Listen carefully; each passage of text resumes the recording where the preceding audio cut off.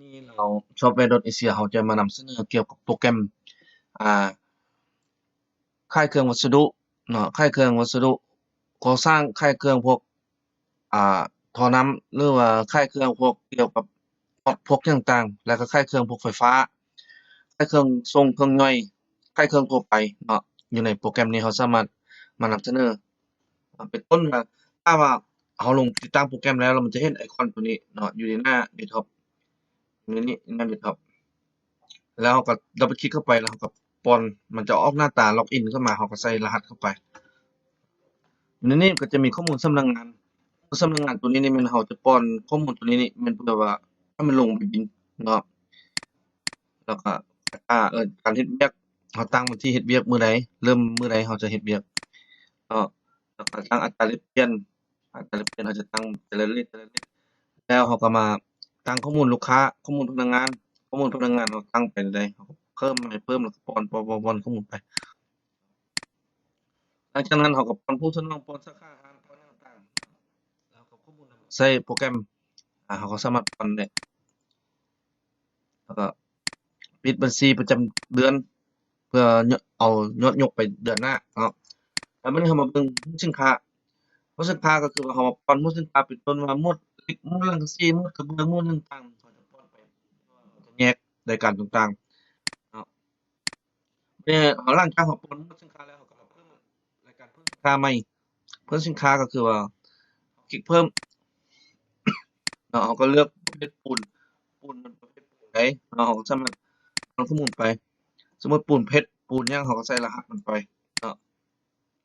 ปูนเพชรอยู่รหัสเท่าใดซอบราคาเท่าใดจำนวนจุดสั่งซื้อเท่าใดเราก็ป้อนไปเนาะอยู่ว่าตัวนี้สร้างจะเก็บให้มันได้ล็อกตัวใดเนาะอ่า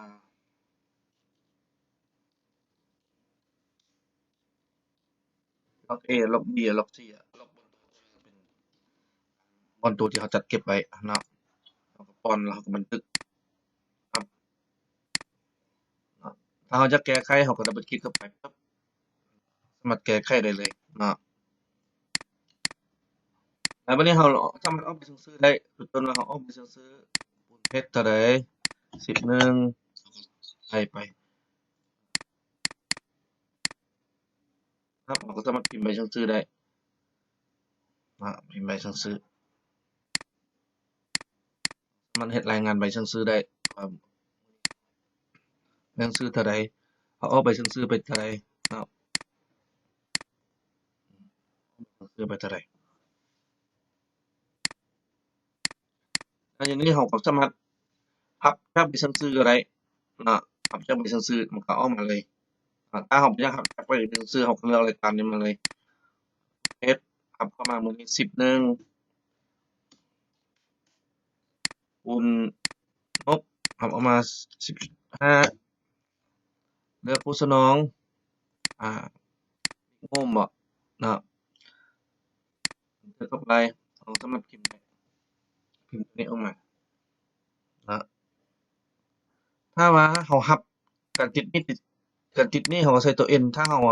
ตัว S มันก็จ่ายสดเนาะแล้วสามารถมารายงานว่าเดือนนี้เรารับเข้าเท่าใดแต่ละเดือนเรารับเข้ามาเท่าใดมันก็จะเป็นสกุลเงินออกมาเราสามารถรับเป็นสกุลเงินบาทเงินดอลลาร์เงินหยังเราสามารถรับได้เนาะเป็นต้นว่าเรารับถ้าเรารับเป็นเงินดอลลาร์มันก็ออกเป็นดอลลาร์รายงานว่ามื้อนี้เรารับเข้าเท่าใดตกเป็นเท่าใดเบิ่งรายละเอียด เขาก็สามารถรับเข้ามาตกเป็นหมื้อเท่าใดเนาะสามารถเบิ่งว่ามื้อนี้เรารับเขาเท่าใดค่าใช้จ่ายค่าขนส่งค่าแบ็กอัปค่าต่างๆเขาก็ใส่ไปเขาก็สามารถเบิ่งรายงานสำรวมในสร้างได้สำรวมในสร้างอ่าอยู่ในนี้เนาะคือว่ามื้อนี้เรารับเขาเท่าใดวันที่12เนาะเรารับเขา10ซอบ10ซอบจ่ายซอบจ่ายเท่าใดก็ยังบ่มีเด้อเนาะตอนเหลือก็15เราบ่ได้ขายออกเทื่อเลยเราบ่ได้จ่ายออกสร้างเทื่อ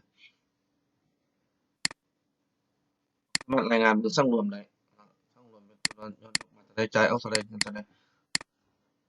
ถ้าบ่แบ่งรายละเอียดมันก็จะออกมาเป็นจำนวน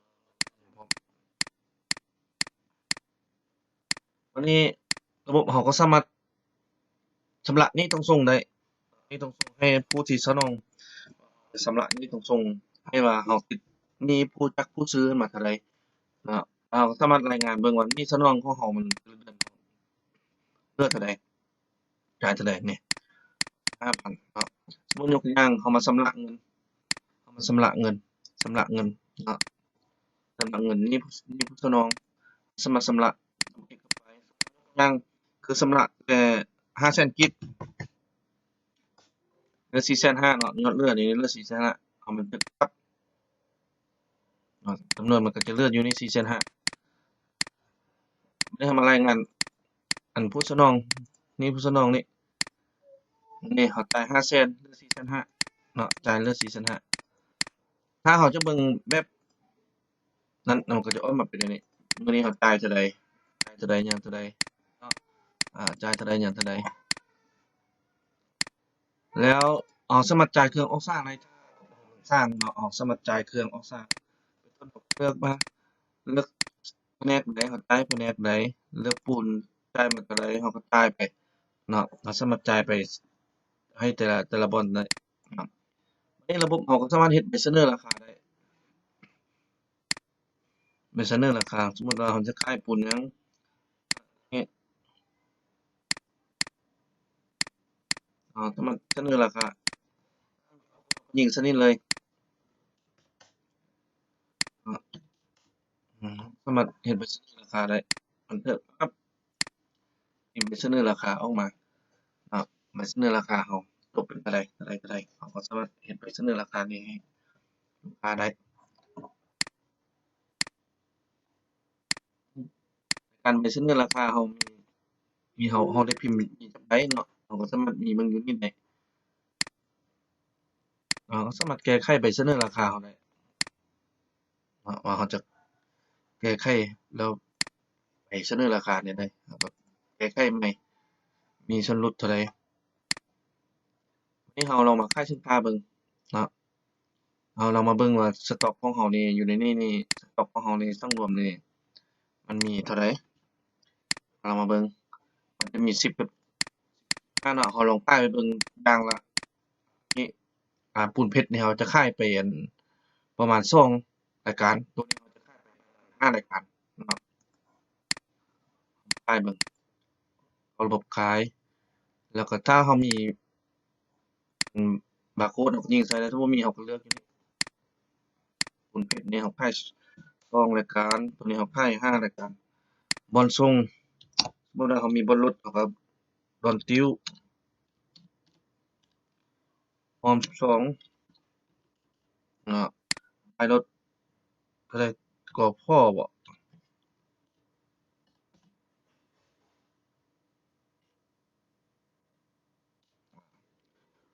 อยู่ในนี้น่ะเราสามารถขายส่งขายย่อยได้คันขายส่งก็คือบ่เอาตัวแล้วก็ขายย่อยให้โครงการเราสามารถกำหนดได้ปั๊บเราก็สามารถพิมพ์ออกมาพิมพ์ออกมาเนาะสามารถพิมพ์ได้ใบแจ้งนี้เราสามารถพิมพ์ได้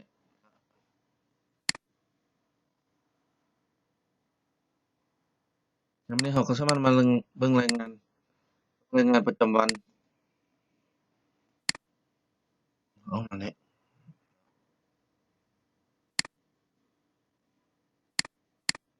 งานตามมูลค่าบิล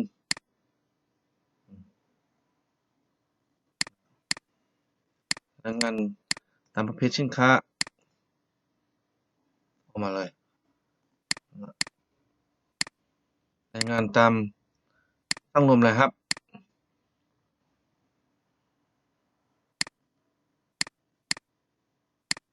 รายงานตามเปอร์เซ็นต์ขายของพนักงานนะ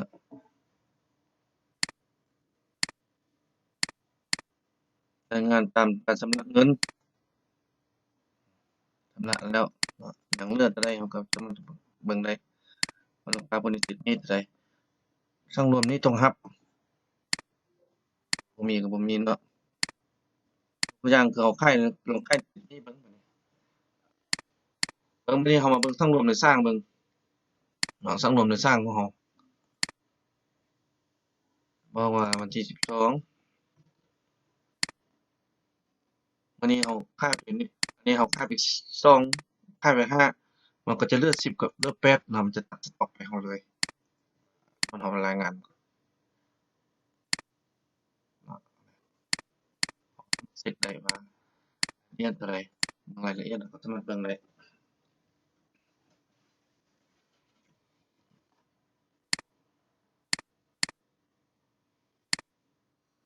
รายงานต้นทุนการค่ายออกมา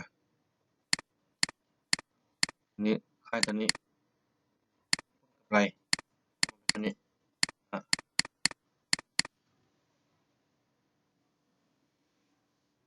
ต้นทุนพริกเลี้ยงสูตรของเราเนาะก็สามารถประกอบด้วยหลายๆอย่างอยู่ในนี้เนาะก็คือว่าเราสามารถตั้งช่องหน้าจอก็ได้ช่องหน้าจอค่ายเนาะแล้วท่านใดสามารถสนใจเนาะหรือว่าอยากทดลองใช้งานก็สามารถไปดาวน์โหลดโปรแกรมเราได้แต่ถ้าว่าอยากซื้อไปนำใช้เลยเนาะทางเราก็บ่กำหนดปีเราขายไปบ่มีอายุการใช้งานเลยเนาะเราขายในราคาพอเพียงแต่$300เท่านั้น